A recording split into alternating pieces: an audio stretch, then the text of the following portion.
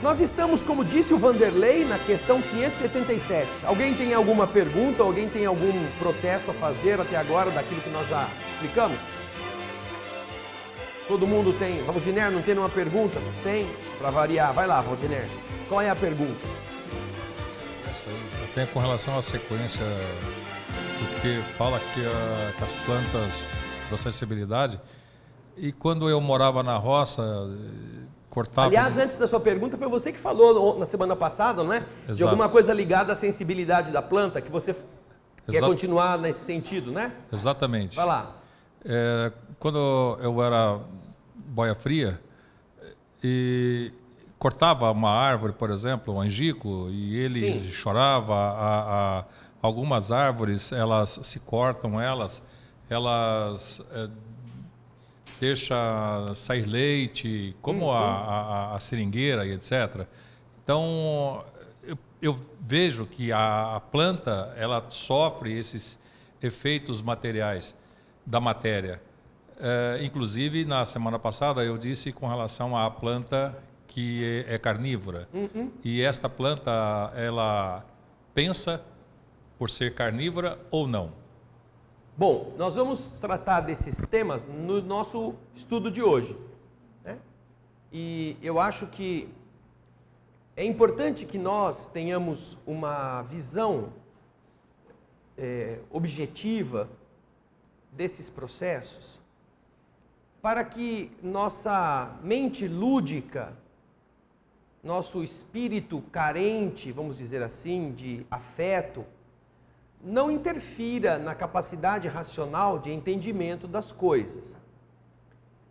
Todo mundo tem um vasinho com quem conversa, né, que está ali como se entendesse o que a pessoa está dizendo. E isso nós temos uma tendência a transpor também para animais. Nós não tratamos pessoas com a gentileza com que tratamos bichos ou com que tratamos plantas, muitas vezes. E alguém pode dizer assim, que também nem o cachorro nem as plantas fazem para mim o que os certos homens fazem. Mas isso não justifica as nossas atitudes com nossos semelhantes. Não significa que porque alguém não nos compreenda ou não nos ajude, nós releguemos essa pessoa a um tratamento pior do que aquele que damos para os seres irracionais. Mas é importante que nós, para estudarmos as questões vinculadas à ciência, na medida do possível, possamos nos despir de certas, não diria crendices, mas de certas interpretações metafóricas que a gente utiliza para fazer comparações, usando figuras, usando ideias que podem nos levar a uma confusão de conceitos. Então o Valdiner disse aqui na pergunta, a gente corta uma árvore e ela chora. Mas ela não chora porque foi cortada. Você não escuta a árvore gritando, ai, que desgraça! Ela não chora. Ela continua a funcionar como uma bomba que suga a água do solo para mandar para as folhas. E na medida em que você cortou os veios, aquilo que antes estava subindo continua a obedecer o mesmo processo até que começa a vazar. Vaza porque aqueles pequenos canais foram seccionados. São vasos capilares que fazem com que a água do subsolo possa subir por diferença de pressão entre a superfície larga da folha que evapora. Então você imagina um conduto muito longo até a parte da folha. Na parte da folha, a umidade sofre a ação do sol e do vento. E então evapora. Quando evapora, é uma molécula de água que saiu da folha. Saiu aquela molécula para o meio ambiente, abriu um espaço de uma molécula no tubo capilar que vai até a folha. Então, lá embaixo a raiz diz, puxa uma molécula porque saiu uma, saíram 2, 3, 10, saiu uma gota inteira. A água que está no subsolo vai sendo sugada na proporção em que a água da folha evapora. Esse é o mecanismo que leva a água de baixo até acima, sem que precise de uma bomba elétrica para fazer isto. Quando você secciona, existe ainda a necessidade de fazer, porque aquele capilar que está no tronco, quando chega na parte dos galhos, ele se bifurca. Ele serve de abastecimento como se fosse um cano largo para vários ramos. Então, quando você corta aquele cano, ele está sendo solicitado para levar água para muitos lugares. Então, a água está subindo. Até que se rompa o sistema, a água vai subir e vai escorrer pelo tronco. Ou vai se juntar em poças ali mesmo. Então, não é que a árvore está chorando porque ela foi machucada. Nós dizemos isso porque isso acontece conosco, quando alguém corta a gente também sangra e a nossa reação é de chorar pelos olhos, além de chorar pela pele. Mas quando a gente coloca a árvore chorou, nós temos a tendência de equipará-la a uma reação emocional do ser humano. Nesse nível, no nível de neurônio, de razão, de sentimento, de reação a uma ação física. Coisa que nós vamos aprender que, de uma certa forma, existe, mas não nesse nível. Então, vamos tratar de nos policiar para que nós saibamos colocar as coisas dentro dos seus diversos departamentos sem misturar, sem fazer um angu, como aquele mexidão que quando você está com fome, você tem lá um pouquinho de arroz, um pouquinho de feijão, um ovo que ficou de ontem, um pouquinho de carne, em vez de você sujar 4 panelas para você fazer esquentar tudo, você põe numa panela só, faz aquele caldão misturado, ai que gostoso, né? Só que você nem sabe o que ali, né? Tudo misturado. Então, quando nós vamos estudar, é importante que nós aprendamos que cada coisa tem a sua acepção e o seu espaço, ok?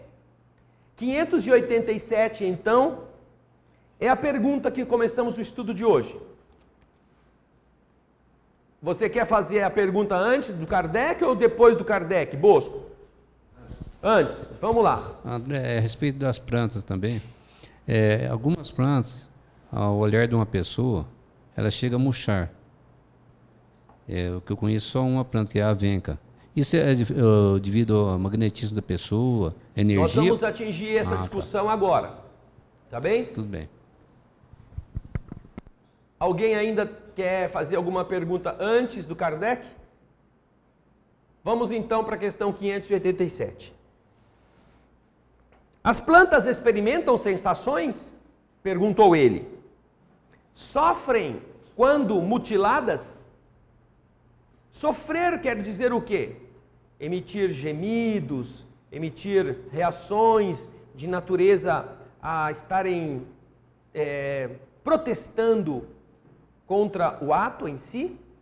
Existe alguma orientação dos espíritos, quer saber Kardec, se as plantas experimentam sensações ou sofrem quando são mutiladas?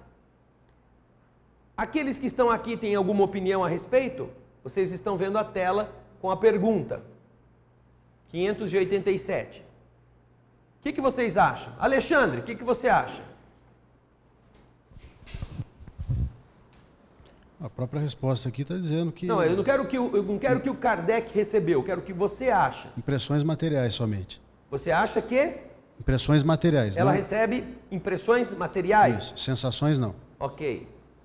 O que o Bosco acha? Ele que já tinha feito a pergunta. O que você acha, Bosco? Acho que ela não sente dor. né? Mas ela, no caso que eu disse agora há pouco, ela pode sentir uma energia, o magnetismo da pessoa e sentir, mas ela não está sentindo dor, não está sofrendo. Sim. O Cícera, o que a Cícera acha? Olha, há muitos anos, inclusive eu ia ler, acabei esquecendo. Eu li um livro que chama A Vida Secreta das Plantas. São 2 pesquisadores e ele conta um detalhe lá que eu não me recordo exatamente se ele estava zangado e se ele ia jogar café, alguma coisa na planta. Ele jogou um eletrodo, tinha um eletrodo grudado nela e o eletrodo mudou, reagiu. Aí durante o desenrolar da história lá, ele começou a observar a planta e deixava ligado esses eletrodos. E ele conta que uma vez a 600 quilômetros de distância, ele sofreu um acidente. E na hora a planta reagiu. Então eu fiquei assim, confusa com essa sensibilidade da planta. Bem, você não disse o que você... Por causa disso, você não sabe então dizer o que é a respeito do que Kardec quer saber, é isso? Segundo o que a gente estudou, ela não sente dor. Sim. Mas ela tem a sensibilidade, né? Ela reage. Por que ela não sente dor? O que é a dor? São filamentos, os nervos, né? Que vai no cérebro e a pessoa sente a dor. E ela não tem essa parte. A dor é uma reação, a dor é um efeito químico que o nosso organismo, o organismo animal, produziu no seu crescimento celular e de estrutura, que o protege de determinados eventos, fazendo com que ele evite. Então, o sentimento doloroso depende de uma construção neuronal e cerebral que o detecte. Existem pessoas, existe uma doença, e algumas crianças já foram, inclusive, estudadas, que elas não sentem dor. Então elas pulam do armário, elas pulam da janela, elas quebram o braço 10 vezes, 15 vezes, que elas não sentem dor. Porque há um problema na conexão, na identificação do impulso neural que determina a dor. E como ela não sente dor, ela não se previne, ela não evita riscos. Ela sofre os impactos, porque os impactos são mecânicos. Mas ela não se protege, ela não os evita.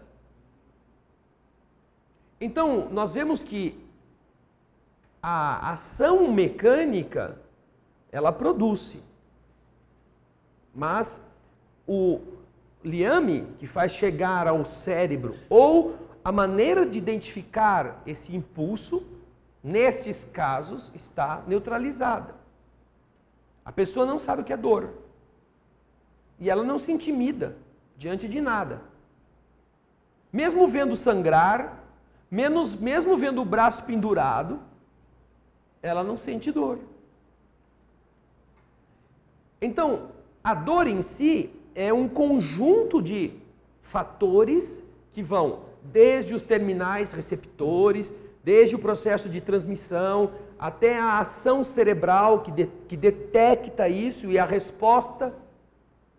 Coisa que, no processo de evolução vegetal, ainda não foi detectado. Nesse nível, não é? Nesse nível. Nós, por exemplo, vamos analisar os insetos. No reino animal, já não mais no reino vegetal, nós temos os insetos. Os insetos, eles têm boca, têm sistema digestivo, têm intestino, têm sistema circulatório, têm cérebro, daquele tamanhozinho. Só que como é que você vai botar osso dentro de um inseto? Já são minúsculos. Como que você consegue colocar numa estrutura óssea para lhe dar sustentação? E revestir este ossinho. Imagina uma formiga. Você imagina que o osso é um sistema, é um tecido todo poroso, extremamente rígido. Mas ele precisa ser estruturado. É como uma renda dobrada sobre si mesma. Como que dentro de uma formiga que já é tão minúscula, você conseguiria ter um osso para cada parte articulada? Então, o que fez a natureza? Ao invés de deixar o osso dentro e não criar formiga, porque não ia ser possível fazer formiga do tamanho de cachorro. Já pensaram formiga do tamanho de cachorro? Ou de tamanho de gato? Que seja do tamanho de passarinho, que tem osso. Uma formigona desse tamanho assim. Imagina você infestando a sua casa com um formigueiro desse, né? Então, o que fez a ciência universal ao criar estes seres? Dotou-os de um esqueleto externo. O esqueleto destes seres é do lado de fora. São chamados de exoesqueleto. E não são feitos de ossos. Não são feitos de cálcio. São feitos de um sistema quitinoso, algo parecido com nosso cabelo ou parte da nossa unha, que dá resistência e proteção aos órgãos internos. Então quem já pisou numa barata aqui, levanta a mão. Você levantou a mão ou você só passou a mão no cabelo? Ah. Então, o que significa você pisar numa barata? Você ouviu o quê? Crack. Você escuta o crack, não é? Não é só o fato de ter matado a barata, ela explodiu embaixo do seu chinelo. E por que ela explodiu? Porque ela tem um revestimento quitinoso que segura tudo lá dentro. E quando você, é que nem ovo, a hora que você pisa, aquilo pressiona, como não tem para onde escapar, escapa para os lados e arrebenta o esqueleto e faz aquele barulho de ovo quebrando, crack. Se nós tivéssemos um ouvido muito acurado, ouviríamos isso quando pisamos em formiga ou em outros insetos que são assim também. Então você vê que o sistema ele está presente, só que nos animais inferiores ele tem uma outra estrutura. Nas plantas, ela ainda está num estágio anterior neste processo evolutivo. Como as plantas não têm que se locomover, elas não se articulam, por exemplo, o sistema ósseo dela é outro. Elas têm a celulose, que é alguma coisa rígida e maleável ao mesmo tempo. Então, ela tem um esqueleto, vamos chamá-lo assim, nessas células que vão crescendo e se estruturando em troncos, em galhos. São rígidos, mas ao mesmo tempo eles têm que suportar a ventania, suportar o peso das folhas, dos frutos, da chuva. Então, eles foram adequados para este sistema. Mas, vocês já imaginaram se ela tivesse um sistema nervoso que produzisse reações à dor? Você já imaginou uma laranjeira durante a safra gemendo com o peso de tantas laranjas em cima dela? Ai, não estou aguentando. Às vezes a mulherada carrega um na barriga e não aguenta. Imagina um pé de laranja com 400 laranjas, cada uma pesando alguma coisa, tendo que ser sustentado dia e noite. E aí vem a ventania, e vem a ação das intempéries, e ela lá, firmona. Ai, pelo amor de Deus, alguém vem parir os meus filhinhos, que eu não aguento mais. Quer dizer, seria o dono de um pomar desse ia ficar louco, porque ia ouvir uma choradeira constante de tanto peso que ela carrega. São por esses fatores, até por serem desnecessários no estágio evolutivo em que os vegetais estão, que esses níveis ainda não desenvolveram um sistema nervoso como o do homem, que produz as reações que nós chamamos de dor. E até mesmo em níveis de animais inferiores, é de se questionar se o sistema neuronal que eles já desenvolveram os dota de uma sensação dolorida. Você observa, por exemplo, certas estrelas do mar ou certas lagartixas, certas não, as estrelas do mar e as lagartixas, que em uma briga elas soltam, elas mesmas amputam o próprio rabo para se livrar do predador. É uma das formas pelas quais elas se salvam. Se elas estão sendo atacadas e o animal a prendeu pela cauda, ela mesma tira a cauda e deixa o cara com a cauda e ela vai embora cotó e a cauda cresce novamente depois de um tempo. Uma das formas de reprodução de certos crustáceos ou certos animais é exatamente perder membros para que eles se regenerem. Em alguns casos é assim que funciona.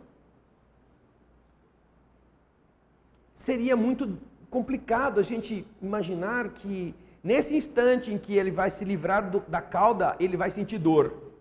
Eu não sei se eu prefiro correr o risco de morrer ou a gente perdendo um braço estaria muito mal, né? Mas ela perdendo a cauda, nós não sabemos como detectar o nível cerebral da resposta dolorosa nestes seres do reino animal inferior. Mas eles já são dotados de sensações, eles têm... Vocês sabem que se você corta o rabo da lagartixa, o rabo fica pulando sozinho lá um bom tempo. Existem impulsos elétricos, químicos, que fazem com que ele continue se movendo. Existem formigas que são atacadas por suas inimigas, porque elas entram em conflitos umas com as outras, e as outras, para vencerem, elas são parrudonas, vão e cortam o pescoço da formiga maior, atacante. As menorzinhas vão lá e cortam o pescoço. E mesmo com o pescoço cortado, ela continua picando as outras formigas que ela conseguia atacar. É uma coisa estranha, parece aqueles filmes de Frankenstein, o bicho sem cabeça, né? O cavaleiro sem cabeça. Só que nós estamos numa área do reino animal, onde o processo da vida é mais complexo do que no reino vegetal. Então, neste sentido que a Cícera está dizendo, e os outros também disseram, né? Que o reino vegetal, ele tem essa reação, mas não é uma reação de sentimento, que é o que os espíritos vão responder agora, na resposta que nós vamos ver na tela. Vamos lá, Andrezinho. Eles dizem, as plantas recebem as impressões físicas que agem sobre a matéria, mas não têm percepções e, por conseguinte, não têm sentimento de dor.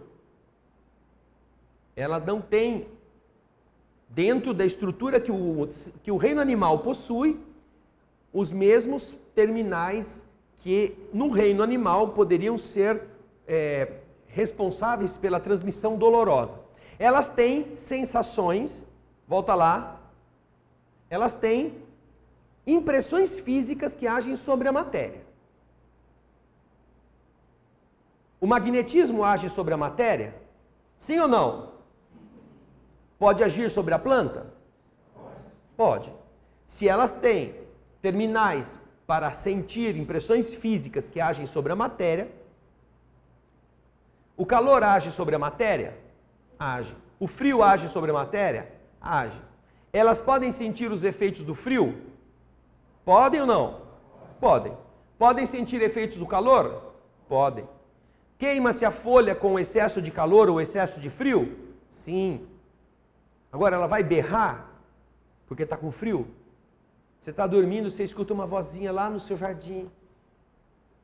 Dona Cícera! Dona Cícera! Traz um cachecol! É a roseira.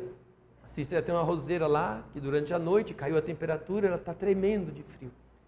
E a única coisa que ela sabe fazer é chamar a dona. Não é? Você não vai ouvir. A sua planta vai estar seca no dia seguinte, pela geada. Mas ela não vai te acordar. Não vai chorar, não vai lastimar. Ela vai reagir fisicamente como a matéria reagiria nos casos em que ela estivesse exposta àquelas condições. Mas ela não vai produzir uma reação emocional que faça com que aquele seu responsável ou alguém venha em seu socorro. Certo? Fala, Sueli. Eu tenho uma experiência assim, já de muitos anos com uma rosa. E, aliás, nesse dia das mulheres, né, eu recebi uma rosa amarela, um botão muito bonito.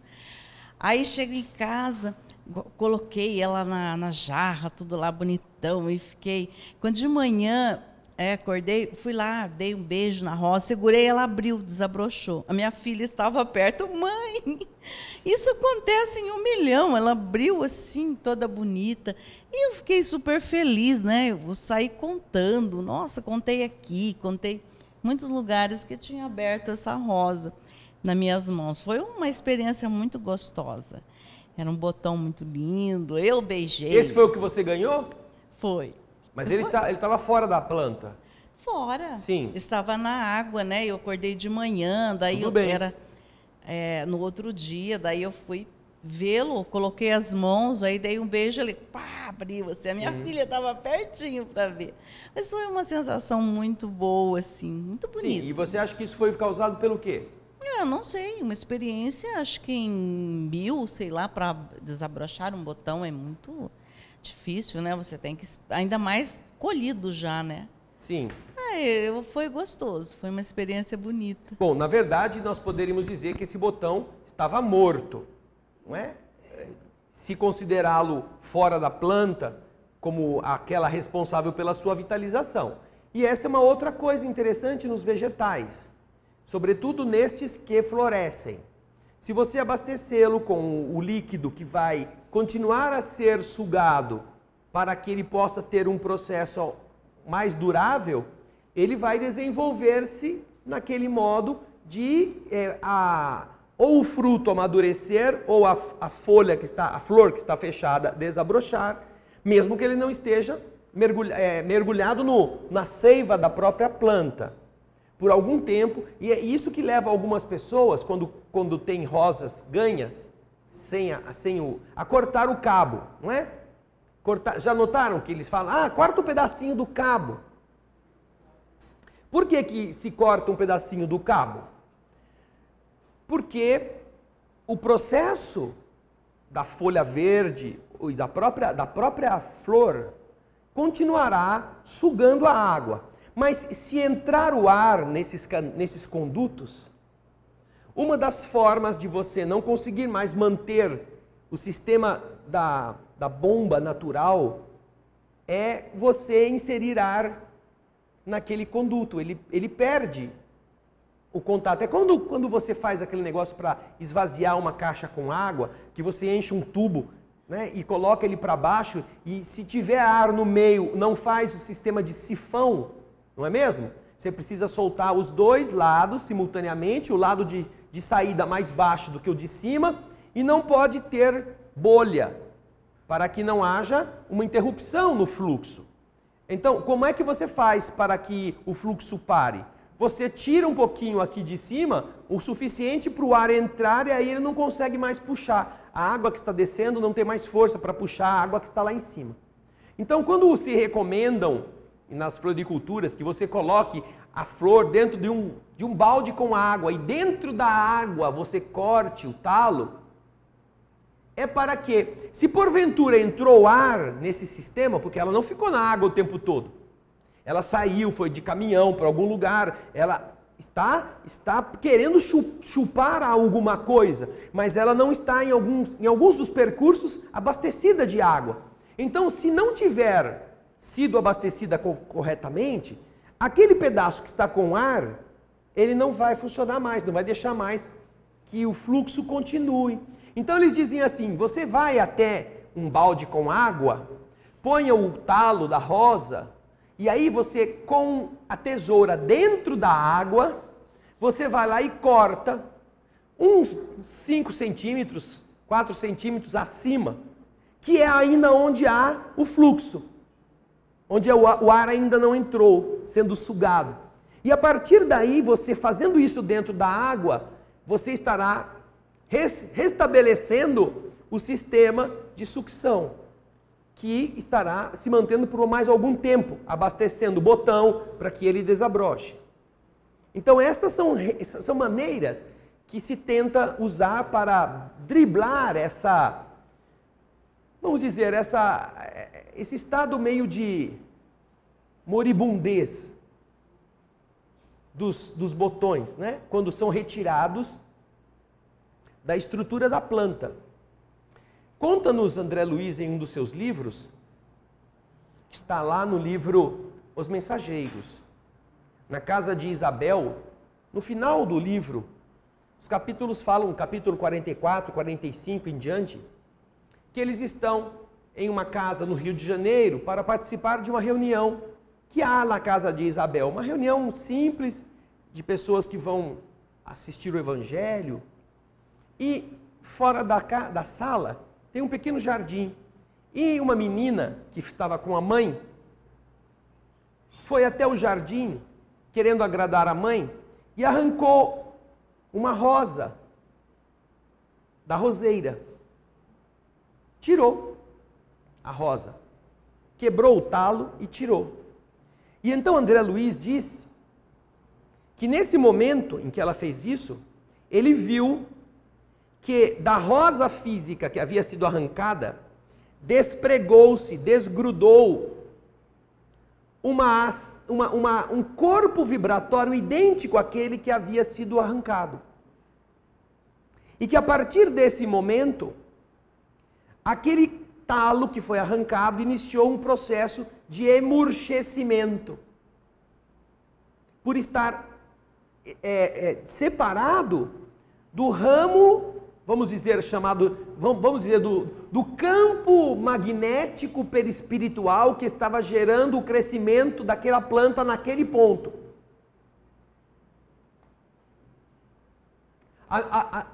Ao contrário, desculpa, deixa eu explicar, agora eu estou me lembrando. Não foi uma ação física, não foi uma menina encarnada que fez isso. Foi um espírito de uma criança que estava lá, que chegou na roseira e puxou a rosa vibratória, puxou, arrancou um pedaço. Ali vocês estão vendo. Seja esta... Põe para mim o texto, se você encontrou aí, ô Ana Paula, por favor.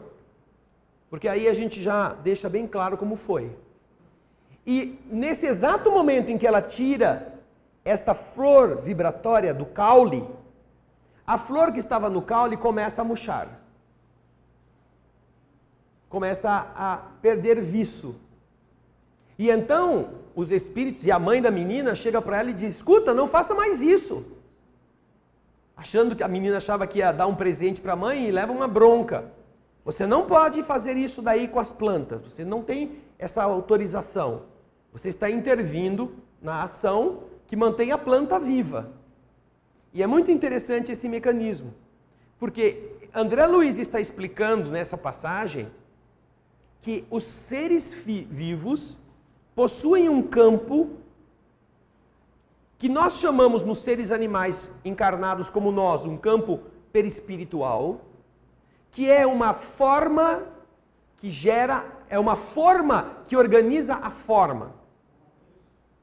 É como uma matriz energética que no útero da mãe vai gerar todo o processo de crescimento do embrião. E na planta, as explicações espirituais a respeito dão conta de que uma planta, quando vai crescer, ela projeta primeiro o campo magnético daquele galho, daquele pedaço que vai nascer, e logo a seguir as células começam a ser modeladas para crescer naquele sentido. E isso se mantém enquanto houver essa matriz invisível ainda não preenchida. E é isso que vai fazendo com que a planta tenha estes caminhos de crescimento garantidos. E no caso da história, a menina em espírito está lá, pega lá, vai na roseira, arranca uma rosa, não física. Arranca este campo, essa matriz energética que está projetada e sobre a qual a rosa está sendo modelada. Como ela está fazendo ali, ó. E aí a mãe diz para ela que ela não pode fazer isso, porque isso é interferência no campo físico. E ela tem que respeitar esse crescimento das plantas.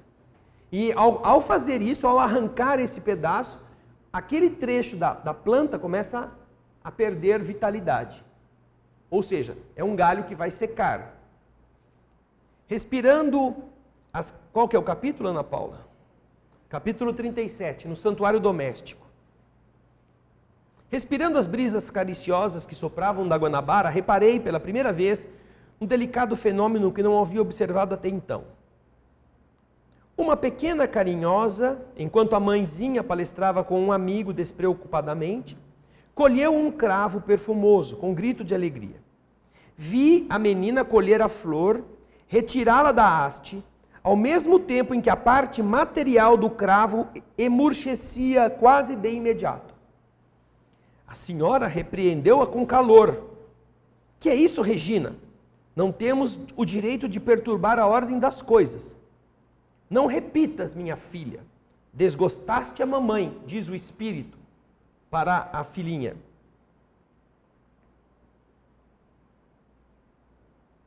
E então a gente vê que há esta ligação. Existe uma ligação energética que mantém a planta. E naturalmente quando você corta a planta da sua matriz, ela também começa fisicamente a morrer. Ainda que ela continue por algum tempo sendo abastecida pelos princípios normais da capilaridade, sobretudo se você colocar água, não é? Para que ela tenha esse abastecimento, ela não vai durar muito tempo, ok? Vamos ver então a resposta que os espíritos dão à questão 587. Nós já vimos a resposta, vamos lê-la novamente. As plantas recebem as impressões físicas que agem sobre a matéria, mas não têm percepções e, por conseguinte, não têm sentimento de dor. Agora, na sequência, a questão 588, Kardec coloca: a força que atrai as plantas uma para as outras é independente da sua vontade? É a pergunta 588. O que vocês acham enquanto estamos procurando a pergunta para colocá-la na tela? É independente da vontade que acontece essa força que atrai as plantas uma para as outras? Espera aí, deixa eu chegar o microfone. Fala aí, Martim. É ação dirigida a uma realização. É uma ação deliberada. É um querer. É uma consciência racional que diz que você vai agir em determinado sentido. Para isso você precisa ter o quê? Precisa ter inteligência, raciocínio, precisa ter sistema nervoso, capacidade de avaliação, não só de receber estímulo, mas de avaliá-lo, porque a vontade depende de você decidir. Então, naturalmente, não pode ser por vontade, não é? As plantas não podem exercer vontade, uma vez que lhes falta a estrutura para isso. No seu padrão evolutivo ainda não são dotadas dessas ferramentas. Alguém ainda não entendeu o que Kardec estava perguntando? É uma coisa da natureza que faz com que as plantas estejam próximas. E também um outro fenômeno, que é o fenômeno da multiplicação e da dispersão das próprias sementes. Você vai ver que algumas plantas possuem mecanismos para jogar semente muito longe, seja flutuando ou seja estralando a vagem ressecada.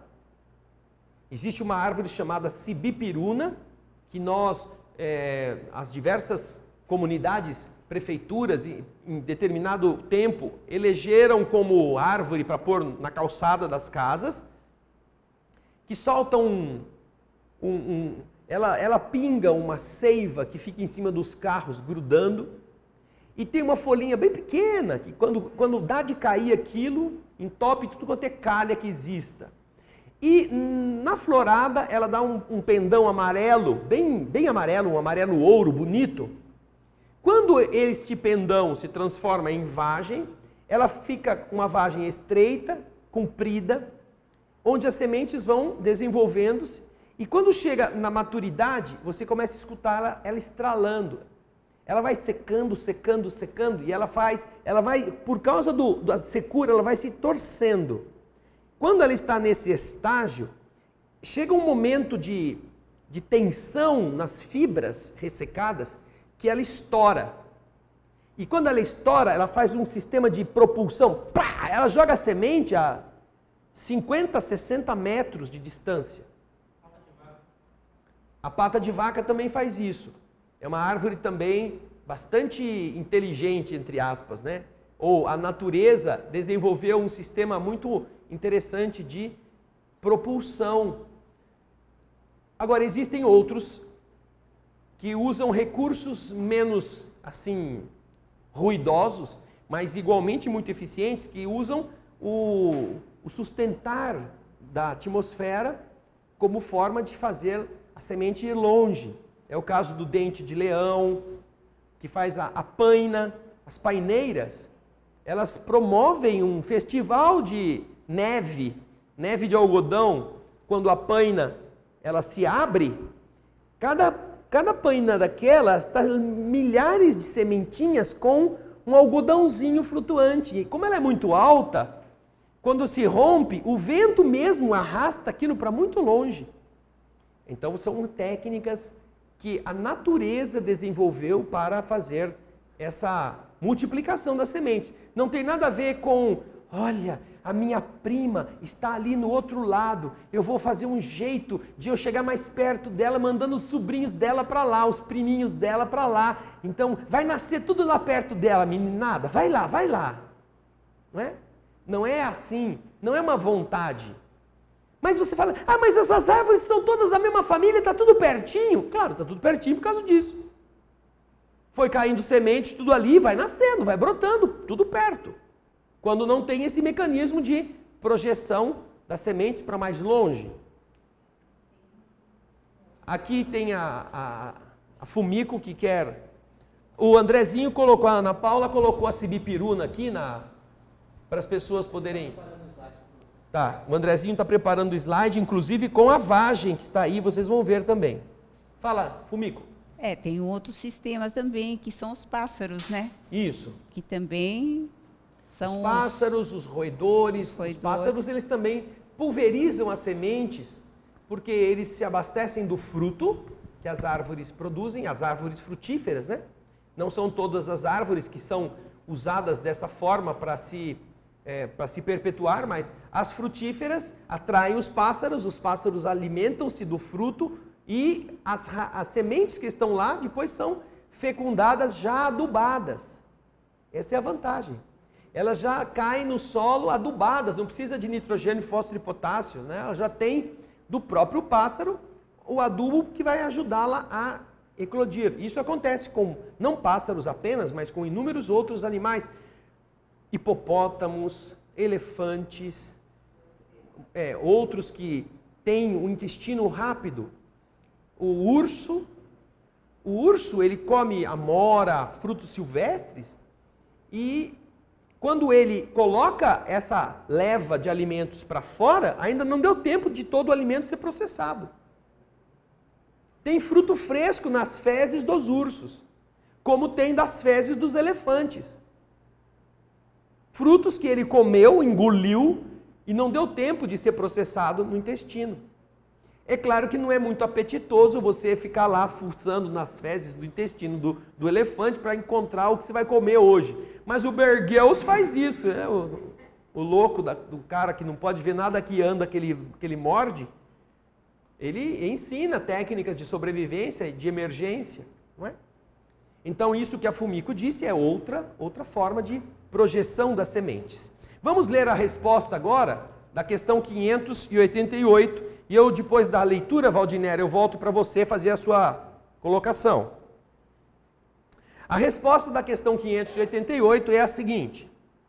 Vamos lembrar a pergunta. A força que atrai as plantas uma para as outras é independente de sua vontade? E os espíritos respondem. Aí veio a pergunta e agora vem a resposta. É independente da sua vontade? Sim, visto que elas não pensam. É uma força mecânica da matéria que age sobre a matéria. Elas não poderiam se opor a isto. Elas não poderiam dizer, não, eu não vou soltar minhas sementes no vento. Não, nada disso. Ele vai levar para muito longe, eu sou muito apegado à minha cria. Né? Não tem essa conversa. A planta está oferecendo aquilo e a natureza vai se incumbir de fazer o que deve e ela não tem como impedir. Achou a sibipiruna aí por vez ou não? Vamos lá, o Andrezinho vai colocar para vocês verem. Essa aí é a árvore. O André colocou um foco nas flores e vocês estão vendo que existem as vagens. Olha ali, ó. Essas vagens que são compridas, meio chatas, estão bem na frente aqui, algumas verdes, outras já estão mais marrons.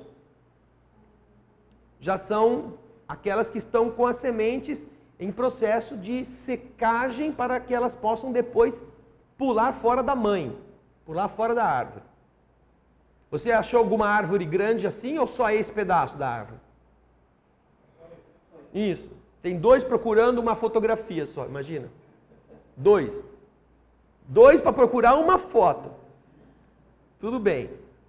Mas é que é 1,5, porque o Andrezinho está com a mão meio machucada, então a gente dá um desconto.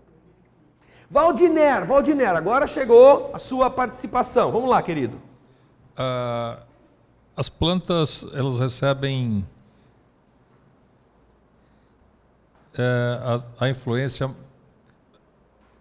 material e também esse fluido. Como é que explica as plantas, umas serem venenosas, outras medicinais, e o que faz com que elas oferecem essas propriedades à vida material? Bem, deixa eu perguntar para você uma coisa. O que faz uma planta produzir fruto e a outra não? Sim. Que você coma. Se a água é a mesma, sim.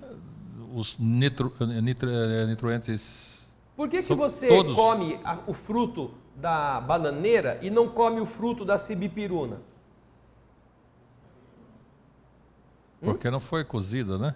Não, porque a sibipiruna não produz fruto. Pelo menos esse que nós estamos usando para a alimentação nossa.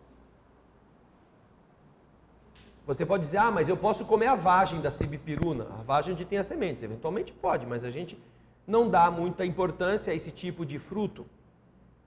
Porque a gente come a ervilha, que produz uma vagem, o feijão, que é uma leguminosa. Mas não me consta que, por exemplo, a sibipiruna seja uma leguminosa.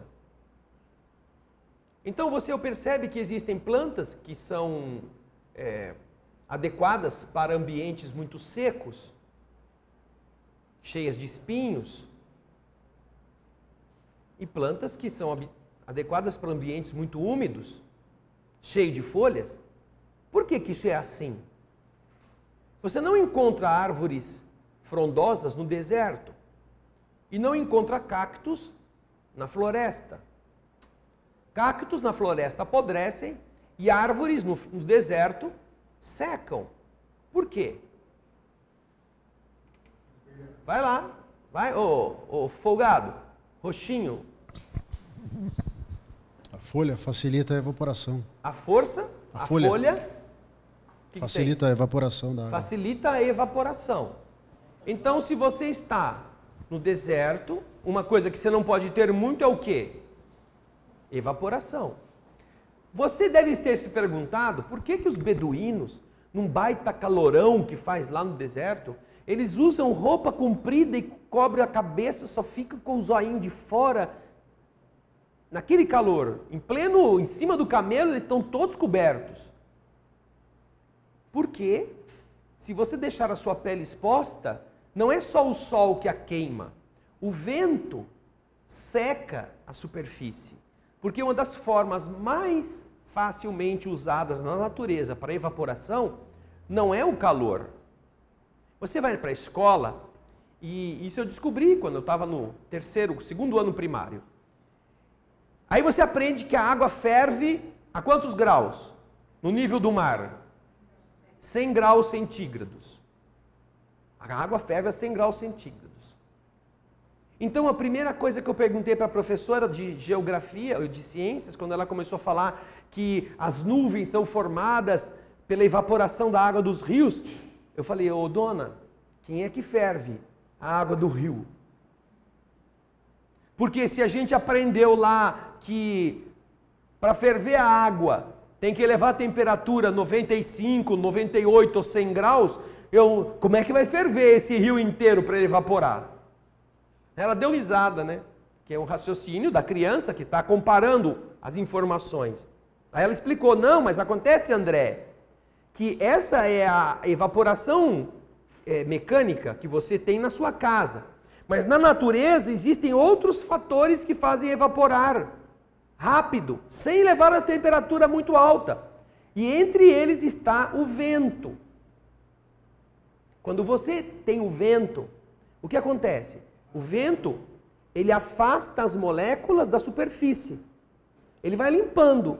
Aquela pressão que antes estava tamponando a superfície, a pressão do ar, e é por isso que você tem a água fervendo a mais temperatura no nível do mar e a menos temperatura na montanha. Porque a pressão das outras camadas da atmosfera sobre o líquido é menor em cima, porque tem menos ar. É como se fosse a tampa da panela no nível do mar, muito mais pesada do que no alto da montanha. Então, como você tem mais facilidade, menos pressão, o líquido que está aqui, ele facilmente libera moléculas dele próprio para o meio ambiente.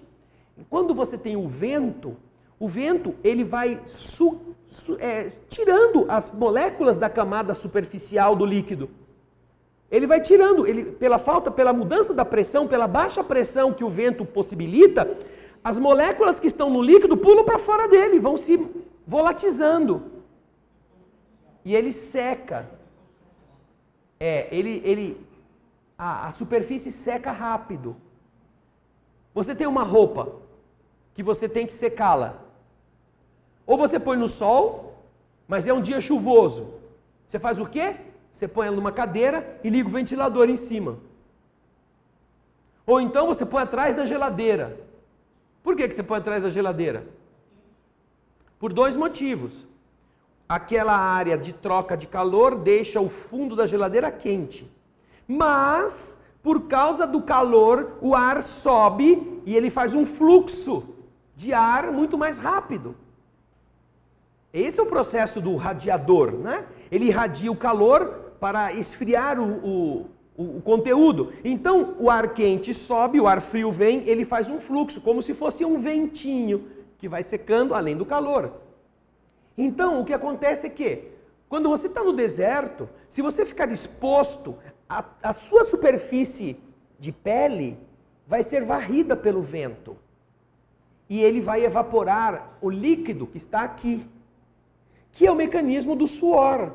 No nosso dia a dia, você usa a evaporação para diminuir a temperatura do corpo. Por isso que num dia quente você liga um ventilador sobre você. E esse é o mecanismo do ar-condicionado. O ar-condicionado tira a umidade do ambiente. Vai tirando a umidade. Vai tirando a umidade, então o seu corpo vai liberando calor.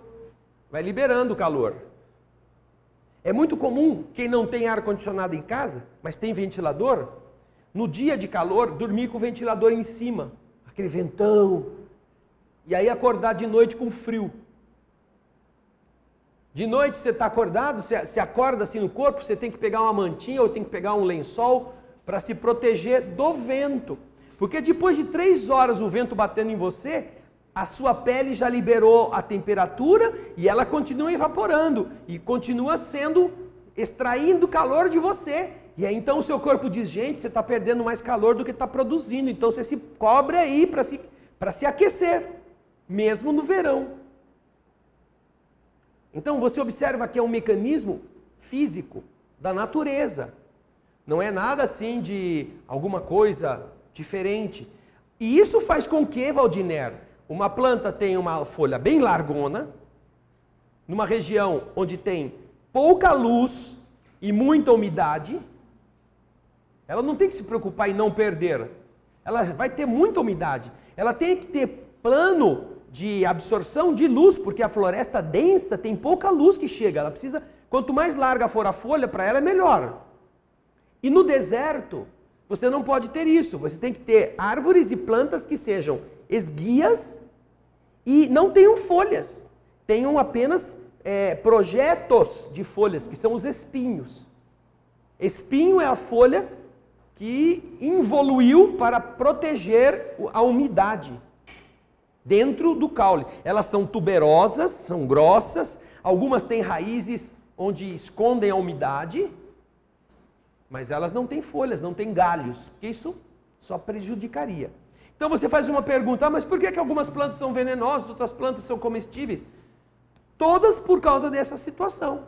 E da mesma forma que você tem um organismo que pode comer A, B, C ou D, você pode selecionar coisas que tenham substâncias que sejam amistosas para o seu funcionamento e outras que tenham substâncias que não são amistosas, são prejudiciais, você evita. Você é um sistema químico. Nós todos somos um sistema físico e químico, como o corpo.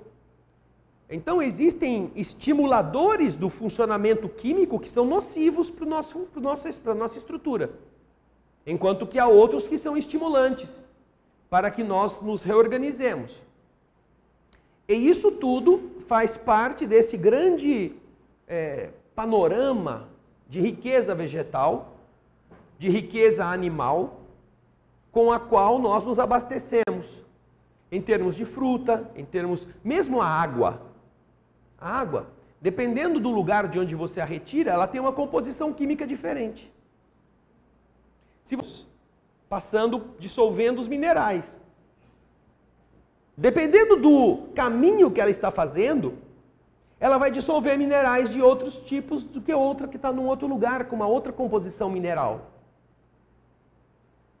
Então, não é que uma é melhor porque ela é mais sua amiga e a outra quer te matar. Não, é que a origem, por onde ela está vindo, o caminho que ela está tomando, faz com que ela dissolva minerais distintos do que a outra que está numa outra estrutura geológica. A mesma coisa se dá com a planta. As plantas têm a sua organização dependendo do seu genoma, de como ela foi constituída para ser o quê, do ambiente em que ela está plantada, da intensidade luminosa e das condições do ambiente externo, que vão ajudá-la a se desenvolver bastante ou não. Você planta aqui um eucalipto e em 2 anos o eucalipto está mais alto que a sua casa. Você planta um eucalipto na Suécia, em 20 anos ele não passou dessa porta de altura. Tem menos de 2 metros. Por quê? Porque ele vive, mas as condições são muito distintas, são muito diferentes. E ele, se bobear muito, ele morre logo, porque se você não cuidar dele com certos detalhes, você pode, inclusive, deixar que a planta morra. É isso que leva, muitas vezes, as pessoas trazerem plantas de um lugar para outro. Lá era tão bonita, aqui é uma porcaria. Você vai para, vamos colocar a Europa, para não dizermos um país específico, mas isso é muito bonito em Paris e na França, em vários lugares.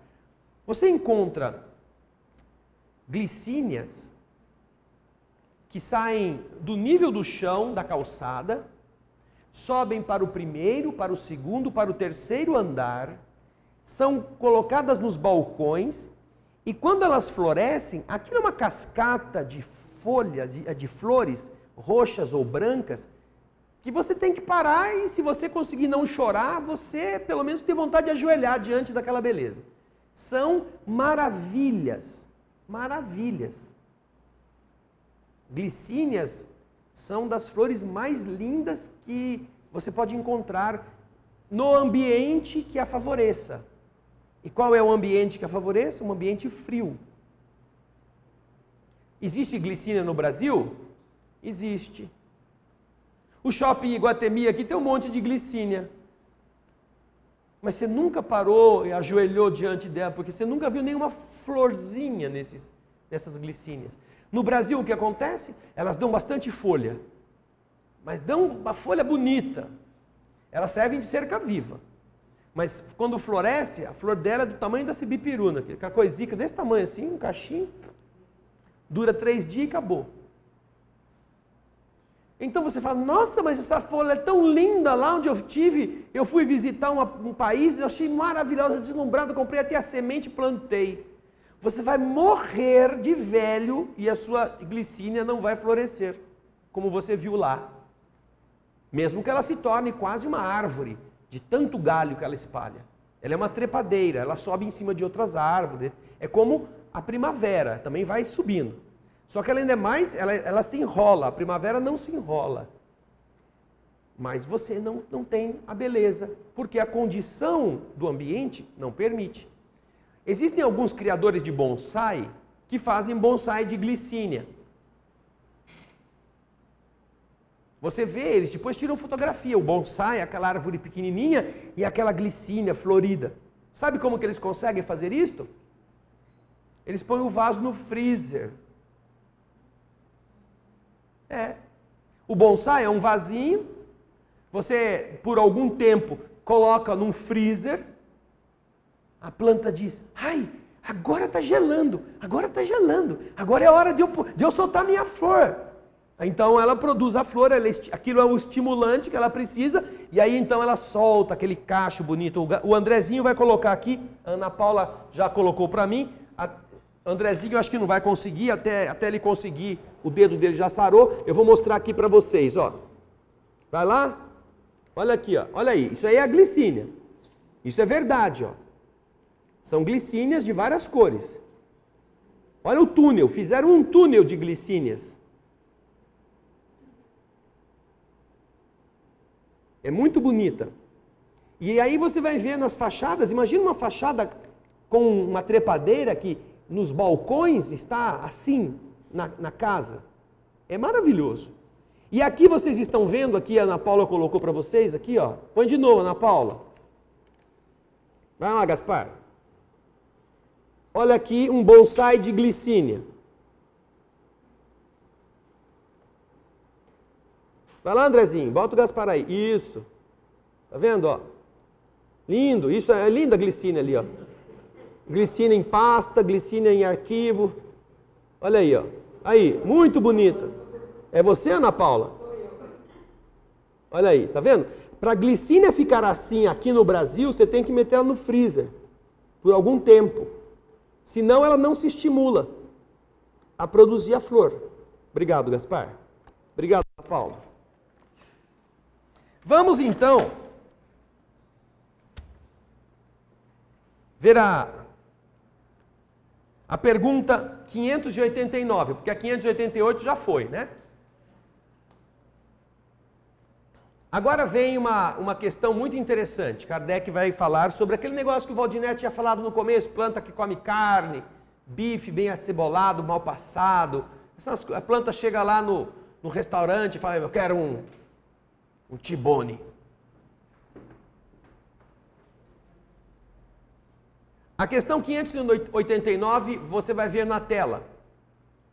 Certas plantas, tais como a sensitiva e a dioneia, por exemplo, têm movimentos que acusam uma grande sensibilidade e, em certos casos, uma espécie de vontade, como a última, a Dioneia, cujos lóbulos apanham a mosca que vem pousar sobre ela para sugá-la, e a qual parece armar uma armadilha para em seguida matá-la.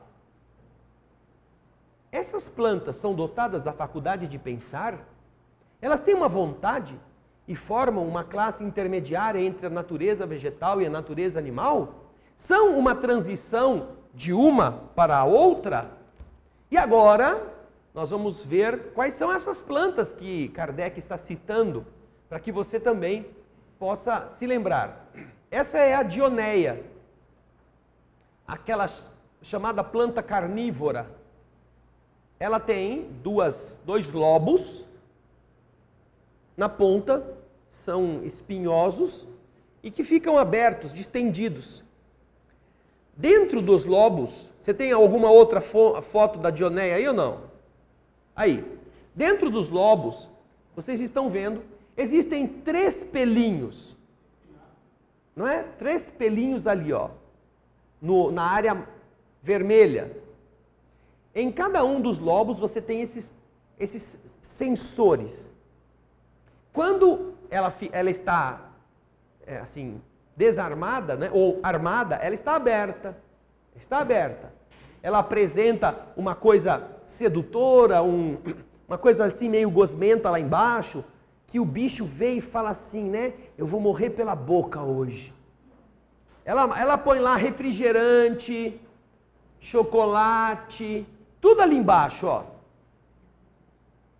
E aí a gente, a moscona gulosa, fala, oba, é hoje que eu tiro a barriga da miséria. Aí ela vai entrando. E quando ela esbarra nessas pequeninas antenas, a primeira vez a planta não faz nada.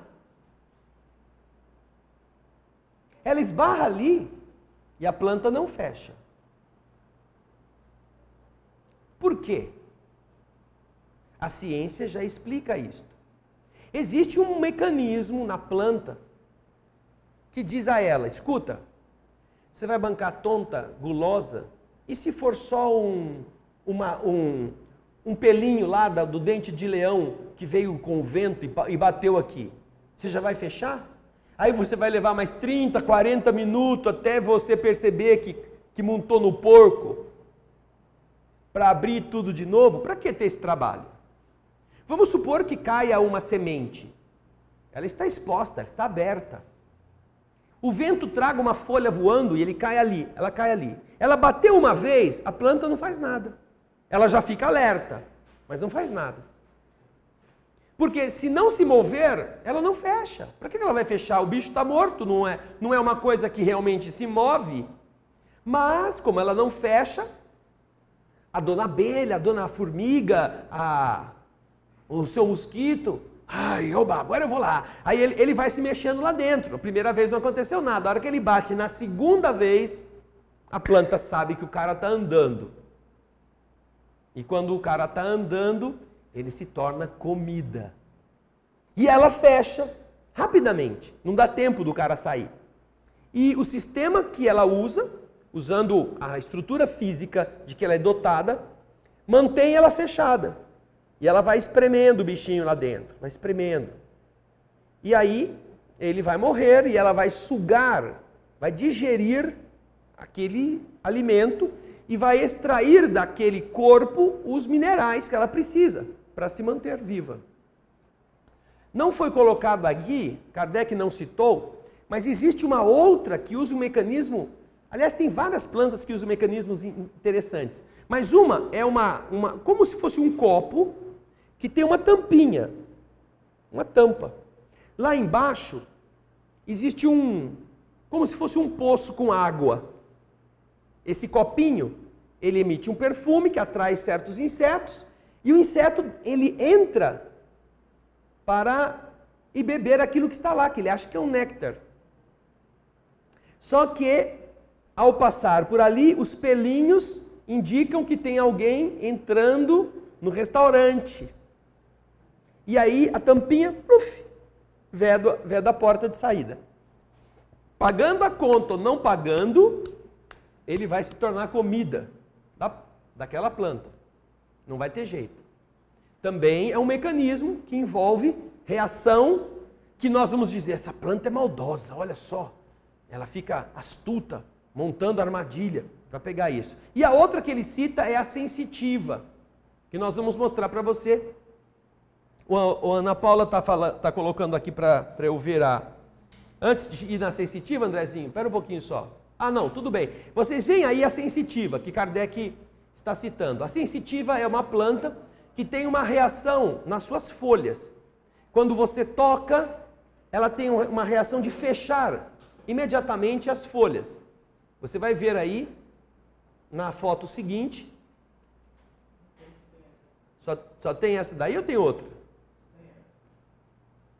Então, vocês imaginam que aquele dedo vai disparar um mecanismo na folha e essa folha vai se organizar. Ela é um lequinho. Sabe quando você fecha um leque? Está se abanando? Você fecha aquele leque e a planta fica fechadinha. É um impulso chamado de... Por isso se chama sensitiva. Parece que ela sente que você a tocou. Né? E ela vai... Vocês já viram planta quando vai dormir à noite que ela fecha, as folhinhas menores, elas ficam todas juntinhas? Por que elas fazem isso? Por quê? Porque de noite é frio, de noite venta, de noite ela tem que se proteger uma à outra, ela não vai fazer fotossíntese porque não tem luz. Para que ela vai ficar aberta? Para perder mais energia e mais água. Então ela se fecha, as folhinhas se fecham, o tamarindo faz isso, a folha do tamarindeiro faz assim, o Pithecolobium faz isso, e várias outras, como a sensitiva também, elas enfileiram as folhinhas, uma grudadinha na outra, e o trevo faz isso também, só que o trevo fecha o guarda-chuvinha, né? A Fumiko está lembrando do trevo. Durante o dia o trevo abre aquelas folhonas para ficar no sol. Aí à noite ela murcha e fecha o guarda-chuva, assim, fica meio recolhido, né? 11 horas, isso mesmo. Então, Kardec quer saber, essas plantas pensam, elas, hoje vai chegar, não, eu não vou querer essa abelha, não, essa abelha está muito gordona, tem muita gordura, não gosto de gordura. Deixa essa abelha passar, vou pegar uma mais musculosa. Eu gosto mais de músculo do que de banha. Não, a planta não pensa isso. Vamos ver o que os espíritos responderam na questão 589. A pergunta, eu vou voltar a fazê-la, é esta que vocês vão ver novamente. Certas plantas, tais como a sensitiva e a dioneia, por exemplo, têm movimentos que acusam uma grande sensibilidade e, em certos casos, uma espécie de vontade, como a última, cujos lobos apanham a mosca que vem pousar sobre ela para sugá-la, e a qual parece armar uma armadilha para em seguida matá-la.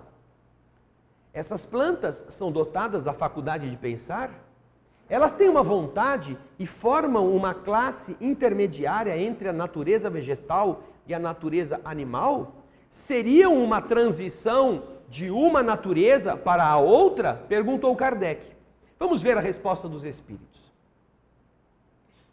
O Andrezinho vai colocar para nós aí na tela e vocês podem acompanhar a leitura. Tudo é transição na natureza, ou seja, todos nós estamos transitando de um reino inferior para um reino superior, de uma espécie inferior para uma outra mais elevada. E isso é assim pelo fato mesmo de que nada é semelhante e que, todavia, tudo se liga, tudo se interliga. As plantas não pensam e, por conseguinte, não têm vontade. A ostra que se abre e todos os zoófitos não pensam, não têm senão um instinto cego e natural. Eles têm apenas esse instinto cego e natural. Aí Kardec faz um comentário.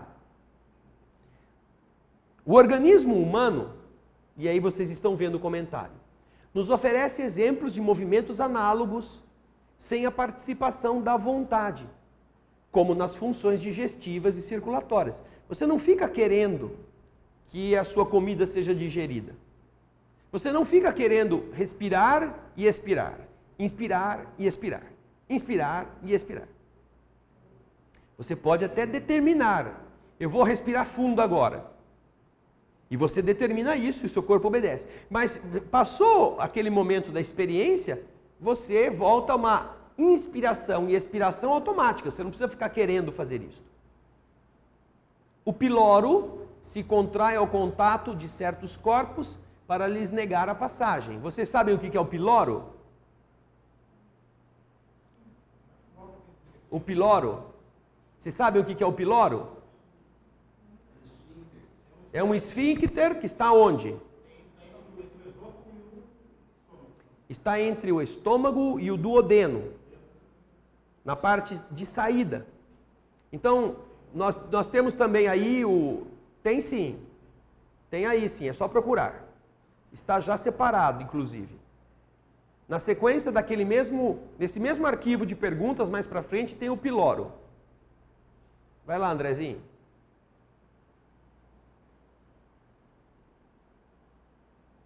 Logo depois da dioneia da sensitiva. Desce aí. Ok. Então, Kardec está dizendo, nós temos no nosso corpo exemplos disso. O piloro se contrai ao contato de certos corpos para lhes negar passagem. Deve ser como na sensitiva, na qual os movimentos não implicam de modo algum na necessidade de uma percepção e ainda menos de uma vontade. Não há vontade na sensitiva nem na dioneia. Apenas há reação ao estímulo que elas estão recebendo de fora. Porque o projeto delas, como planta, é este. Se alguém tocar 2 vezes nos pelos, 2 ou 3 vezes, é porque este é o ser vivo. Então você fecha que é comida. Tanto que se você pegar um pincel e só de birra ir lá na dioneia e ficar tocando, a primeira vez ela alerta, a segunda vez ela fecha, aí você dá uma risada, fala, sua tonta, sou eu aqui, ó. Ela vai morrer de fome. Mas ela não sabe que é você que está fazendo. Ela não vai ver você, ela não vai achar que você está fazendo por maldade. Ela vai passar o tempo, vai perceber que não tem nada, vai começar a abrir novamente. Aí você vai lá de novo e faz a mesma coisa. E ela vai fechar de novo. Ai, agora chegou a comida. Não, é o espírito de porco que está aqui tirando sarro de você. E ela vai fazer 10 vezes, e por 10 vezes você vai enganá-la. Aí vocês estão vendo na tela o piloro. É aquela estrutura musculosa que segura os líquidos no seu estômago. Ele tem uma ação que independe da sua vontade. Ele reage a essa necessidade de esvaziar o estômago e de liberar o alimento para o intestino. Então, esse movimento, que não é um movimento racional que você determina, é o mesmo movimento que ele está dizendo que as plantas possuem também. E que, ainda que elas estejam em transição, como nós também estamos, em cada um dos seus níveis, isso não quer dizer que a reação é produzida pela vontade. Não, é produzida pela natureza que a deteve, que a adotou de reações dessa forma, ok? E até aqui agora, ficou alguém que queira fazer alguma pergunta, que queira colocar alguma coisa em relação ao que nós estamos comentando ou falando sobre o Livro dos Espíritos? A Ana Paula colocou para nós aqui uma imagem linda de glicínia. Você acabou de pôr, Ana Paula?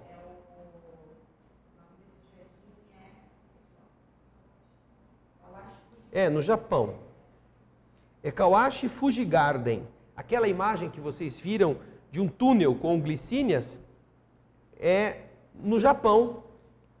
Você pode procurar na internet Kawashi com K-A-W-A-C-H-I, Kawashi, espaço, Fuji, F-U-J-I, espaço Garden. Você vai ver, procure em imagens, você verá quantas coisas maravilhosas estão ali. Cadê, Ana Paula? Ali, ó. Esse aí que vocês estão vendo. Essa é uma foto, mas existem centenas de fotos desse lugar. Mais de 20 tipos de glicínias. E são extremamente lindas. Você, Ana Paula, volta aí, sai daí. Ana Paula, onde você estava? Lá embaixo. Fecha essa coisa preta. Aí, ó, à esquerda em cima. Isso. Vocês vão ver aqui, eu vou mostrar para vocês, diminui o tamanho, só para caber na minha tela. Põe o zoom 100%. Isso, aí. Olhem só. Não sei se vocês conseguem ver aí.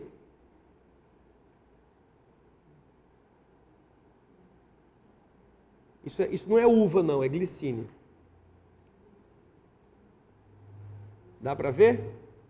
Deixa eu apagar a luz aqui, Gaspar. Espera um minutinho só, porque aí as cores ficam mais... Apaga aí, Vanderlei, por favor. Isso. Vai, Andrezinho. Isso. Olha os bancos embaixo, ó. A distância, ó. Joinha, né? Então, joinha, faz joinha aí no nosso vídeo, se você gostou. Compartilhe. Isso aí. Obrigado, Andrezinho. Pode sair, Gaspar. Faz tempo que ele tirou você. O cara tá com a mão rápida. Engessada, ela funciona melhor do que se estivesse sem gesso. Bem, paramos então na questão 590 para a próxima semana, hein? Ok? 590. Marca aí, viu, Vanderlei? Nós temos perguntas dos nossos telespectadores de hoje. A Ana Paula vai passar para a gente a participação daqueles que nos assistem. A nossa querida irmã Roseli de Macatuba, em São Paulo, diz assim: as plantas podem sentir ou reagir às energias negativas de pessoas ou ambientes? É a pergunta parecida com a do Valdiner, com a da Cícera, falando a respeito da reação material das plantas em relação àquilo que chamamos de energia. Então eu vou fazer a mesma pergunta, Roseli. A matéria reage à energia ou não? A matéria reage ou não reage? Reage. Reage à energia elétrica? Reage. Reage à energia calorífica? Reage. Reage à energia magnética? Reage. Nós reagimos, o nosso corpo funciona de uma forma quando você não tem o wireless na sua casa ligado, e funciona de outra forma quando ele está ligado, no ambiente onde você está. Micro-ondas, todas essas coisas interferem na nossa atmosfera física. Nossa tristeza reage sobre o nosso corpo ou não? Reage sobre a matéria? Quando você fica nervoso ou nervosa, o seu coração bate mais depressa, você sua mais abundantemente ou não? Sim. Então, naturalmente, que as energias que atuam sobre a matéria, como a resposta dos espíritos é de que as plantas têm a sensibilidade própria da matéria, também poderão atuar sobre a matéria de que são feitas as plantas. Eu citei aqui no caso, como exemplo, aquele capítulo do livro Os Mensageiros. Qual era o número do capítulo? Vocês ouviram, mas não sabem. Alguns guardaram porque escreveram. Mas quem não se atentou, não lembra. Aí vai chegar em casa assim, o André falou de um capítulo, vou ter que ler o livro inteiro para descobrir onde é que está esse negócio agora. É o capítulo 37, no qual uma criança em espírito retira uma flor do seu talo físico, mas é a parte espiritual da flor que ela retira, um cravo. E ao mesmo tempo em que ela retirou a parte vibratória, a parte física começa a murchar. Então você observa que também na planta existe um princípio elétrico, um princípio magnético, que dá direção à estrutura física da matéria. Portanto, se você produz numa planta, pela ação amorosa de um espírito que quer pegar aquela planta para dar para a mãe, e a planta murcha, qual é a diferença de alguém que tem inveja, que tem raiva, chegar perto da planta e atuar como uma forma, como uma bomba magnética negativa sobre um campo de força? Nós fazemos isso com o nosso corpo. Quantos e quantos tumores cancerígenos não são frutos da nossa mágoa, do nosso rancor acumulado? Não é porque a gente tinha que morrer disto, é porque a gente criou a doença, fisicamente. Por isso, Rosângela, ou Rosana, cadê a pergunta, Ana Paula? A Roseli, desculpa. Por isso que as plantas também podem sentir, mas dentro do campo material das ações que as energias produzem em nosso organismo físico. Não porque, espiritualmente ela ficou tão magoada que a pessoa falou assim com ela, que ela entristou, deprimiu e morreu sequinha. Não, é um outro fator que vai produzir o desajuste do equilíbrio biológico. Tá bem? Obrigado, viu, Roseli? Um abraço para você. O Fábio Vinícius, de Fortaleza, diz: tem uma pergunta. Se é desse campo que, em outras passagens, Narcisa tira propriedades curativas de plantas para ajudar André Luiz com o atual marido de sua ex-esposa. Sim, a enfermeira Narcisa, depois que André Luiz ora, não podendo fazer muita coisa, para o Ernesto, Narcisa vem das câmaras de retificação, atendendo a sua oração, a oração de André, e vê a situação. E então percebe que Ernesto está sofrendo com problemas pulmonares, piorados pela ação magnética de entidades perturbadoras. Então ela fala: André, temos que agir rapidamente. Aí ela sai até a rua, convoca um dos seres que preservam a natureza, provavelmente naquilo que nós conhecemos vulgarmente de gnomos ou espíritos elementais responsáveis pelas estruturas vegetais, e pergunta a ele onde que ela encontra mangueira e eucalipto, uma coisa assim. Ela precisa extrair a parte vibratória medicamentosa que essas plantas oferecem. Ela não vai lá arrancar um galho e fazer um chazinho. Ela não está no plano físico. Ela tem que trabalhar com a matéria de que ela dispõe. E a matéria que ela dispõe são as essências vibratórias que estes corpos produzem. Então ela vai extrair uma porção disto, desta vibração, que é matéria no nível em que ela se encontra, e vai aplicar sobre a área que está adoentada, para facilitar a assimilação dos princípios vitalizantes e o benefício físico daquele ser que está lá.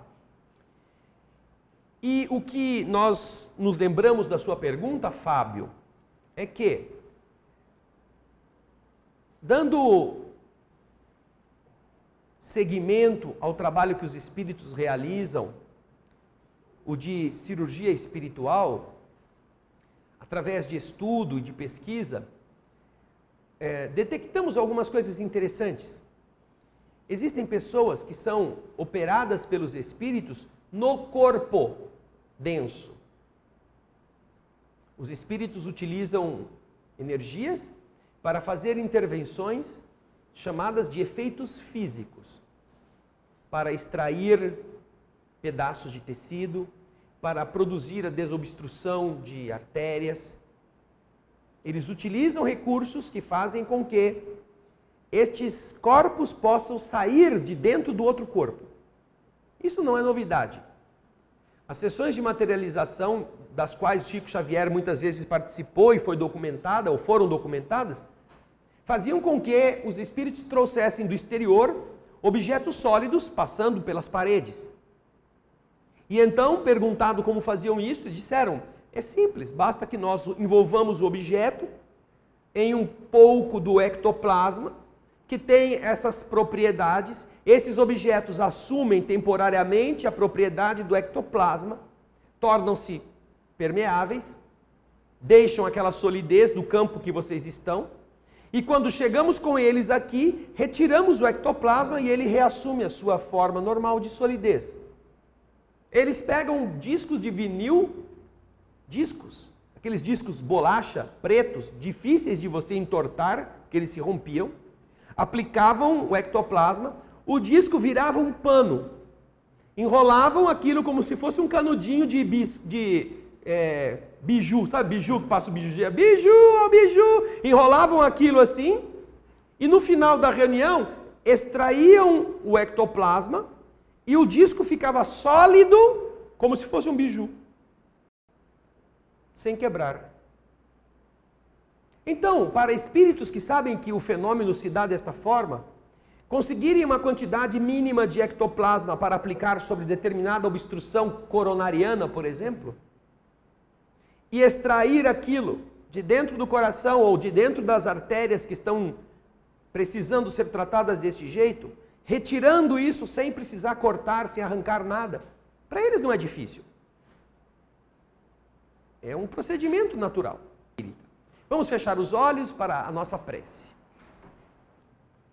Obrigado, Senhor, por podermos nos conectar com as realidades físicas dos diversos níveis evolutivos da Terra, dos seres, de onde também nós emergimos e de onde conseguimos alimento para o nosso sustento. Nós compreendemos o avanço lento da natureza, dotando cada etapa daquilo que é necessário ao seu crescimento. Obrigado por podermos pensar a respeito e entender que a matéria recebe o influxo das vibrações que nós emitimos dentro do seu conceito de matéria e que todas as plantas e todos os animais são seres em crescimento, seres em evolução, para transformarem-se um dia também em outros seres que pensam, que sentem alegrias e tristezas. Obrigado por entendermos que tudo está em transformação, em crescimento, e que todos nós somos corresponsáveis pela evolução uns dos outros. Que olhemos para a vida como um grande tecido que Deus organiza, com fios que se cruzam para que se sustentem. Sem estes fios, não há tecido. E se um deles se recusar, ele não faz parte da trama. Que nós nos lembremos que a nossa vida corresponde a um fio do tecido que Deus usou para gerar a felicidade no universo que criou. Que façamos a nossa parte, que ofereçamos o nosso esforço para sustentar todos os outros fios que cruzam conosco e que, por sua vez, são sustento de milhares e milhares de outros pequeninos fios, já que todos fazemos parte do pano que Deus usa para embalar a criação no seu amor. Com muita gratidão, nós oferecemos a nossa lembrança em homenagem a todas as mulheres da terra, mas sobretudo aquelas que, entendendo o seu papel, não mais de fêmea, não mais de tentação, não mais de coisa leviana, sabem que são a ligação mais próxima entre o Criador e a criatura.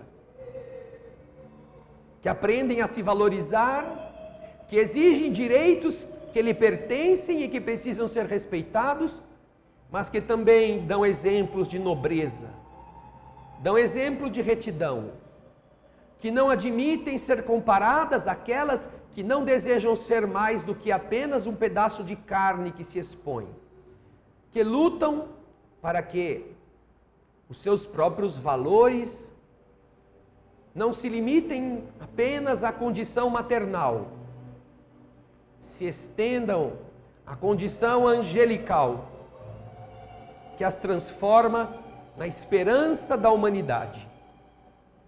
Por serem naturalmente aquelas que estão conscientes, a fonte por onde jorra a bondade de Deus. Obrigado, Jesus, que todas as mulheres da terra possam dedicar-se a cumprir a missão que receberam do Pai. Serem mães, mesmo que não sejam capazes de dar à luz. Serem mães da própria luz, por aquilo que falem, por aquilo que façam, por aquilo que exercitem nos exemplos que deixem. Que a prece de Pai Nosso, que nós fazemos com muita gratidão por todas as mulheres que existem com esta consciência, possa abraçá-las e lhes dar muito mais do que até hoje os homens lhes têm oferecido. Pai Nosso,